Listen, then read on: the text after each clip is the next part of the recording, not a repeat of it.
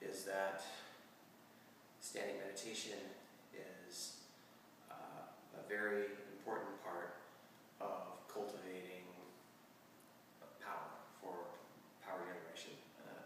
I mentioned this in the last talk on standing, but power in the internal arts, a lot of it is generated from the legs pressing off the ground.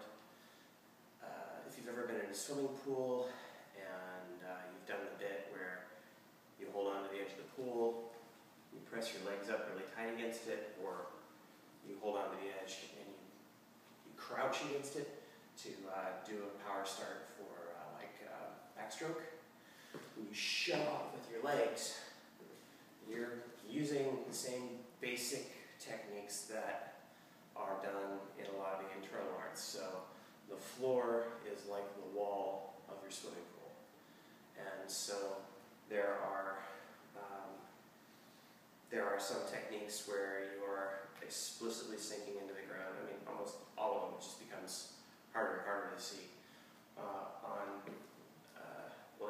In the Tai Chi forms, you're doing this gathering on every step. So if you're doing the opening here, I've just stored into this leg, so I've dropped a knight, and then I lever off of this as I'm pushing forward. So I'm really driving this foot into the ground, and then I come back and do the same thing here. I store here. It's like I'm pressing against that wall of the swimming pool, and then drive off. And so a lot of the slow Tai Chi forms are for checking your alignment, but also making sure that you have that connection with the ground as you go through the move.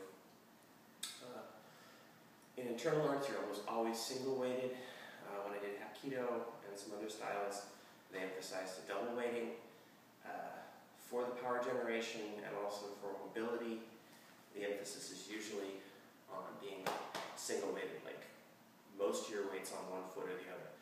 The foot that's full, the leg that's full, is the yang leg. The leg that's empty actually has a bit of extension on it, so if there's a problem, I can step back really easily and just push off that foot. But I'm also storing in the full leg so I can drive forward. My footwork was heinous when I was doing Hapkido. Got a lot better after doing Xingyi because a lot of the line drills that they have you do involve really sinking and then driving off of that leg. So it doesn't take long before you're actually, okay, I'm coiled and ready to go. So one of the things that my teacher Andy talks about a lot is called the ripple of power.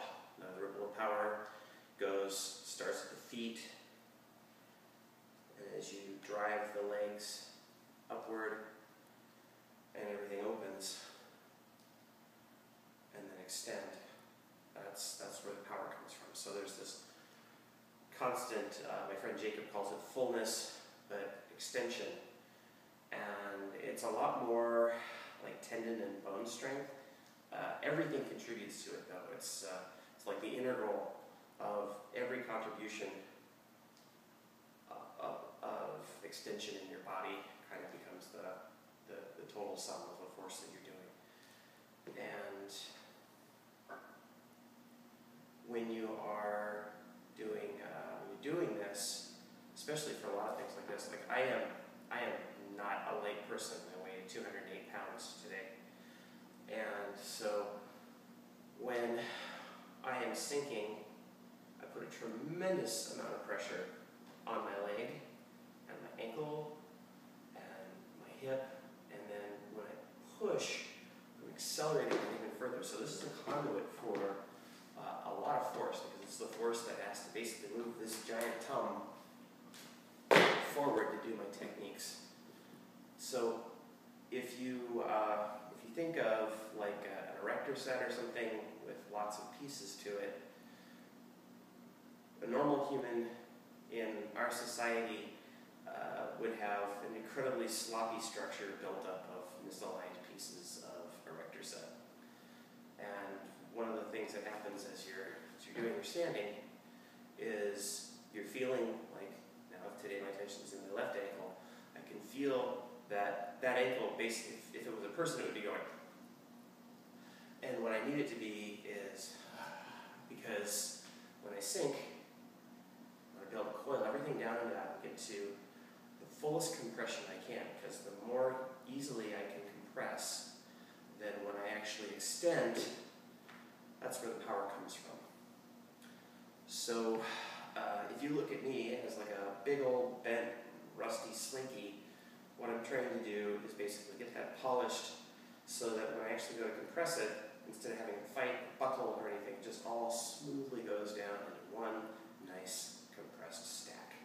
And then it can easily go the other way. So it's kind of like getting WD-40 and some polish and some rust remover and kind of getting all that stuff cleaned out, getting all the garbage out of it, so that it's just this really smooth, much more piston-like experience. And the way that standing meditation helps with that is going to be kind of a weird departure. I have a bachelor's degree and a master's degree in astronautical engineering.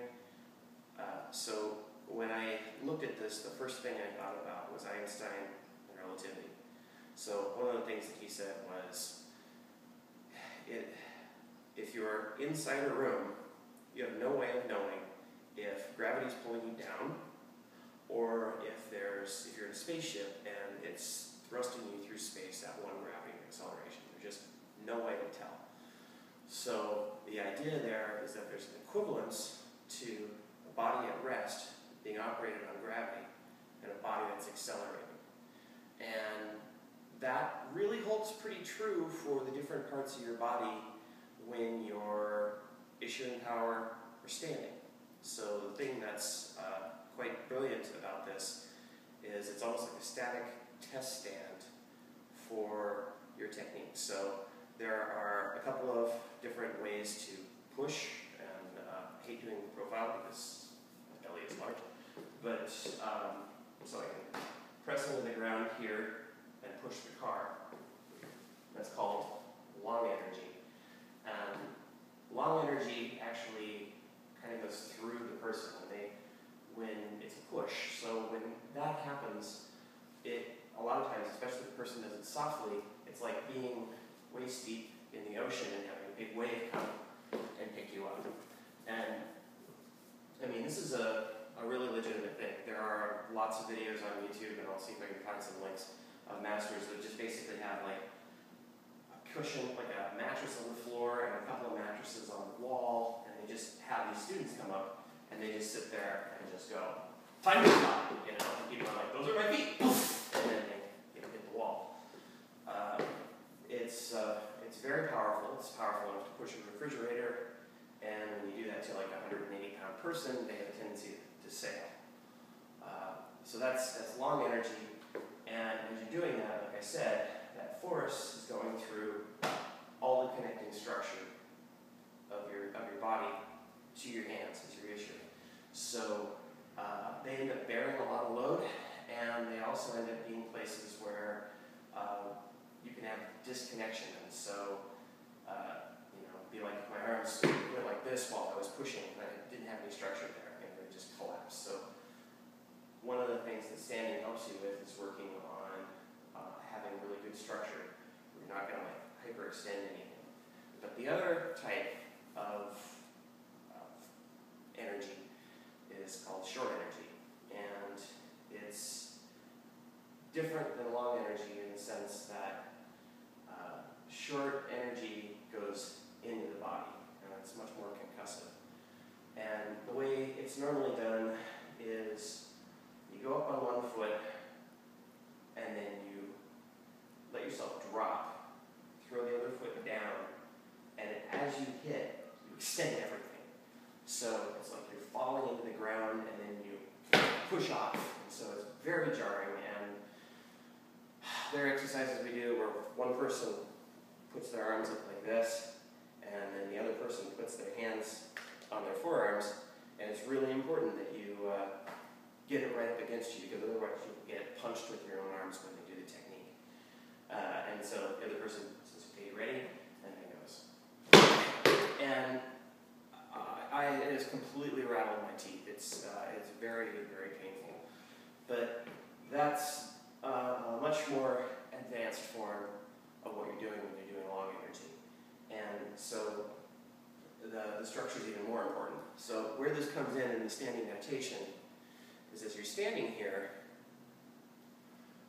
Okay, so now I can modify this a little bit. If I do this, I'm very similar to what I was doing when I was doing that.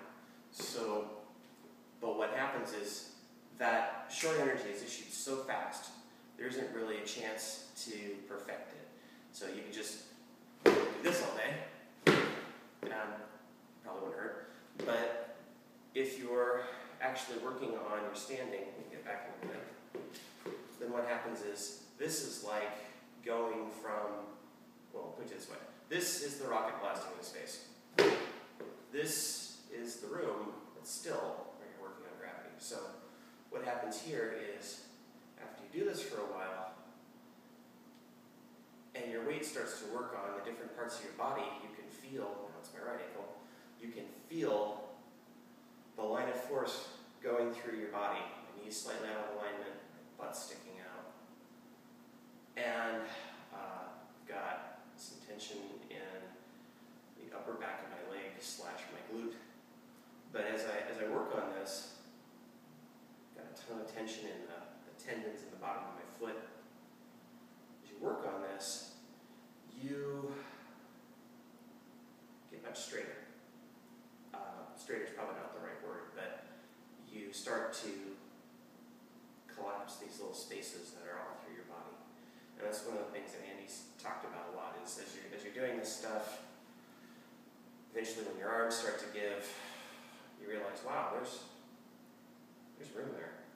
I didn't know about that really, like in the shoulder joint and that kind of thing. So you get much, much better at closing everything up, so that when you go to issue, you can open up. Another thing that happens is, as these things start to open up, you get a lot more range of motion, and you can be a lot more effective in the sense that you've got more room to wind up. So if I'm going to use this elbow here, when I started, I'd be like, okay, do that. But as you get better at it, your hip collapses, your foot collapses, or compresses. You can pull this around, and now everything is closed up here, and I've got a lot more room to really drive off the ground. So, I don't know if that was the most articulate thing. Like I said, B.K. Francis's book, Opening the Energy Gates of the Body, talks about this a lot more, but it's really good stuff.